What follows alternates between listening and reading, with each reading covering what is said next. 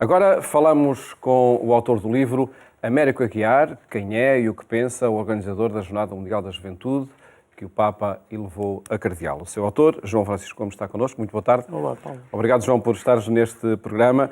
E apetecia começarmos pela pergunta que está na capa, não é? Quem é e o que pensa o organizador da Jornada Mundial da Juventude? Sim, é uma pergunta que eu procuro responder ao longo das páginas do livro.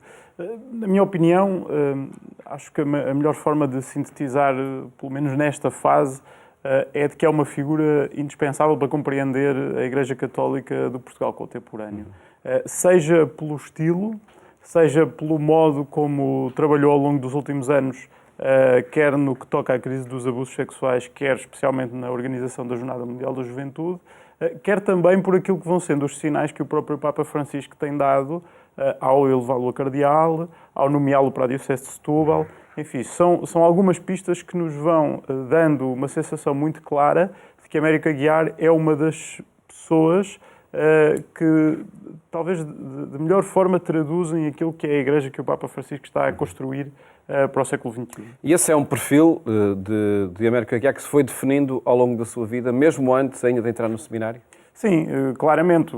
A biografia de Américo Aguiar é, de facto, um percurso muito interessante, ao contrário de muitos padres e bispos que às vezes vamos entrevistando e que dizem eu desde criança senti a minha vocação sacerdotal. Não, a vida dele é um pouco diferente. Ele não nasceu numa família especialmente católica, por exemplo, que normalmente é um dos critérios... Mesmo sendo em Lessa do Bali? Exatamente. Mas é como ele próprio descreve uma família de casamentos, batizados e funerais, né? Como aliás, se calhar, muitos em Portugal talvez se identifiquem. E depois teve uma passagem muito importante pelos escoteiros, pelo escotismo católico, que aliás foi inspirada pela banda desenhada, sim, mais concretamente, e ele conta nessas entrevistas, pelos sobrinhos do Pato Donald, do Huguinho, do Zezinho e Luizinho, que eram escoteiros nos desenhos animados e que tinham muitas desses desenhos animados eram aventuras dos escoteiros mirins, e foi de facto essa paixão pela banda desenhada que o levou, mais tarde, quando abriu um agrupamento de escoteiros em Lessa do Balio, a inscrever-se. E foi no contexto do escotismo católico que, e é a análise que eu faço perante as entrevistas que lhe fiz, que surgiram duas grandes áreas de grande relevo na vida dele. Por um lado, a participação de cidadania e a vida política ativa, e por outro lado, a vocação sacerdotal. Se calhar tocando no primeiro assunto, que de facto é um aspecto que talvez seja contraintuitivo quando olhamos para um padre. Efetivamente, como escoteiro, ele fez parte logo ajudou a criar um grupo de defesa do rio Lessa, que era na altura um dos rios mais poluídos da Europa, e nessa qualidade começou logo desde cedo a interagir com os presidentes das câmaras municipais ali daquela zona. Portanto, esse envolvimento com a política levou-o mais tarde a trabalhar na Câmara da Maia como eco-conselheiro da autarquia e, por outro lado, também a concorrer nas listas do PS ao Conselho de Matosinhos. Ele foi, nos anos 90, deputado municipal em Matosinhos e membro da Assembleia de Freguesia de Lessa do Balio. E estávamos, de facto, nos anos 90, onde este tema da ecologia ainda não tem, enfim, o foco que tem nos dias de hoje. Foi também o tema que ele abordou depois na tese de licenciatura, já como teólogo, já como seminarista. Exatamente. Ele depois vai para o seminário, já depois dessa experiência política e também por influência do escotismo. E é curioso que a tese de licenciatura dele, a tese com a que ele concluiu a licenciatura, já é sobre o conceito do pecado ecológico, que é uma coisa que nós sabemos que surge depois, cerca de 20 anos depois, no Sínodo da Amazónia, e 15 anos depois vai o Papa Francisco escrever a encíclica Laudato Si. Portanto, já 2 décadas antes tínhamos ali um seminarista e um padre a olhar pelos olhos da teologia para as questões do ambiente e do clima, que é de facto um aspecto muito interessante da vida dele.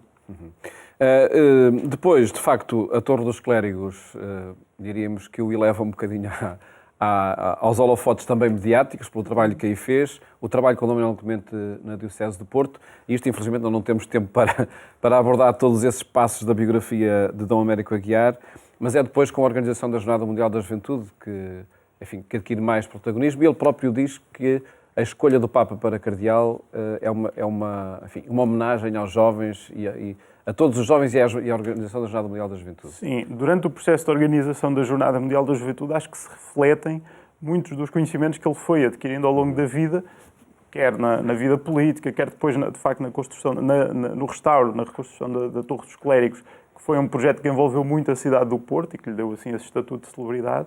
E, de facto, organizar a Jornada da Juventude, um evento como nunca tinha acontecido nada do género em Portugal, com as dimensões e com o envolvimento da sociedade civil, foi, de facto, algo que, olhando para a Igreja Católica em Portugal, possivelmente tendo em conta o perfil e a vida de Américo Aguiar, seria efetivamente a pessoa certa para o fazer. E, aliás, depois o Papa Francisco acaba por reconhecer o grande mérito dele e ao dizer que foi a jornada mais bem preparada que ele E, na tua opinião, onde é que se encontra esse mérito? O que é que fez desta jornada a melhor preparada, a mais bem preparada na história mais recente, pelo menos, das jornadas? Que é isso que há um aspecto interessante que é o grande envolvimento das bases, dos jovens na preparação da jornada. Eu acho que quando olhamos para a organização deste evento, não vemos um evento organizado a partir de cima, pelo Vaticano, pela Diocese, por uma estrutura clerical que impôs um modelo e um evento pré-fabricado aos participantes,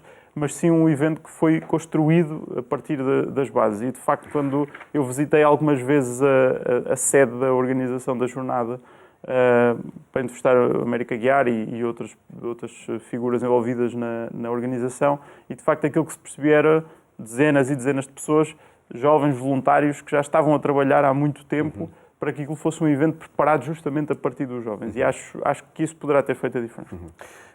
Faz a diferença também agora a escolha de Dom Américo Aguiar, a escolha do Papa Francisco para cardeal e depois a nomeação para uma diocese, diríamos, periférica, não central. Há aqui uma marca do Papa Francisco nessa escolha muito nítida? Claramente. E eu gostava de salientar primeiro um ponto. Eu poderia aqui dizer que já estava a antecipar que Américo Aguiar seria Bispo de Setúbal, mas estaria claramente a mentir. Acho que foi uma surpresa grande ver a notícia de que Américo Aguiar tinha sido nomeado Bispo de Setúbal, tal como umas semanas antes foi uma surpresa ver a nomeação para cardeal. Agora, efetivamente, olhando para estas duas nomeações, acho que elas fazem de facto todo o sentido e acho que não podem ser lidas independentemente uma da outra, nem independentemente daquilo que tem sido um esforço do Papa Francisco, que eu acho que tem ido em dois sentidos, quando olhamos para o Colégio dos Cardeais. Por um lado, tem procurado universalizar o Colégio dos Cardeais, ou seja, a Europa já não é o continente, continua a ser o mais representado, mas já não com mais de 50% dos cardeais.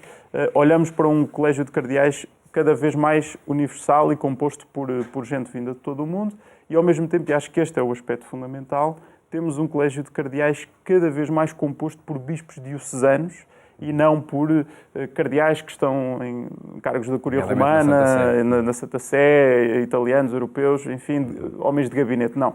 Temos um colégio de cardeais cada vez mais composto por homens do terreno. E olhamos para algumas das principais dioceses, arquidioceses da Europa, Paris, Milão, Veneza, algumas nos Estados Unidos também, e vemos que esses bispos e arcebispos que tradicionalmente seriam cardeais, neste momento não são cardeais, não têm essa dignidade, mas o Papa Francisco tem procurado elevar a cardeal bispos, de facto, que são mais operacionais, que estão mais no terreno, que estão em dioceses mais pequenas, e nesse sentido eu acho fundamental olhar para a nomeação para Setúbal por este prisma do que tem sido o Papa Francisco.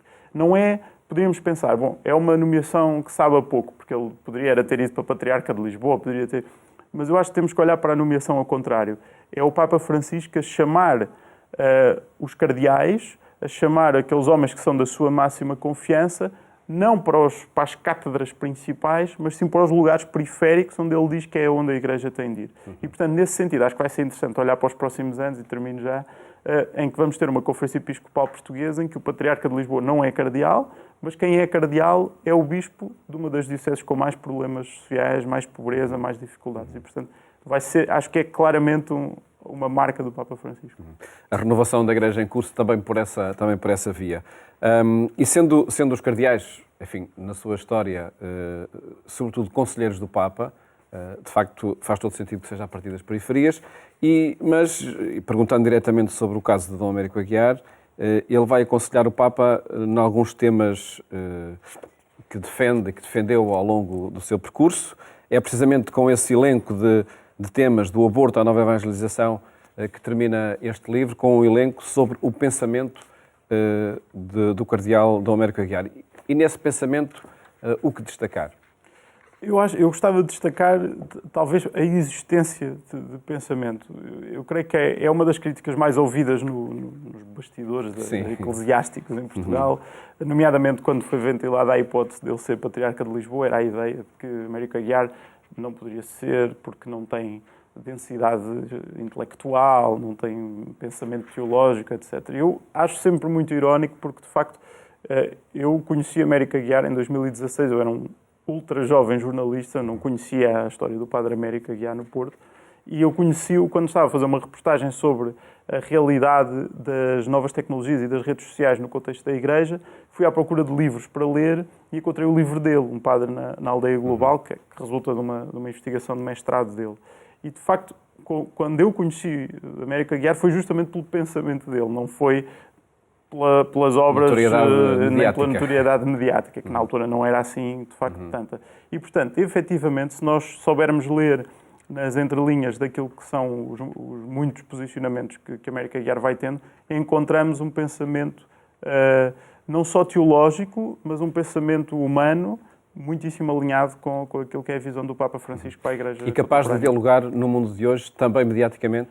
Sobretudo, capaz de dialogar no espaço mediático, no espaço público. Aliás, nós, se calhar, durante muitos anos, vimos uma Igreja Católica com algum medo, e falo dos bispos e dos padres, com algum medo de estar no espaço público, com algum medo de dialogar com o mundo e levando a que a Igreja se fechasse, se entrincheirasse dentro das paredes das catedrais. E, de facto, Américo Aguiar surge aqui como uma mudança de paradigma, como uma pessoa que está muito confortável justamente no espaço público, a falar sobre todos os temas com toda a gente, e acho isso muito interessante. Uma marca que também está presente neste livro que escreveste, essa marca da ocupação do espaço mediático, uma biografia e o pensamento de Dom Américo Aguiar, do jornalista João Francisco Gomes. Muito obrigado por ter estado aqui a apresentar esta obra no programa Eclésia, precisamente no contexto do consistório em que foi criado cardeal.